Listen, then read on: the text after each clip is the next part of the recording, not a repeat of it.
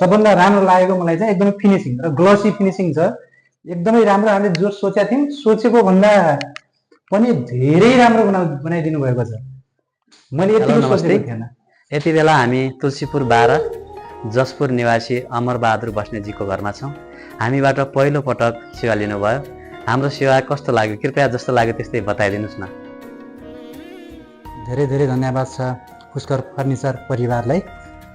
हामीले चाहिँ यो बनाएको यो रेलिङ एकदमै राम्रो छ, धेरै आकर्षक। हामीले जे सोचेको थियौँ त्योभन्दा धेरै आकर्षक लाग्यो हामीलाई।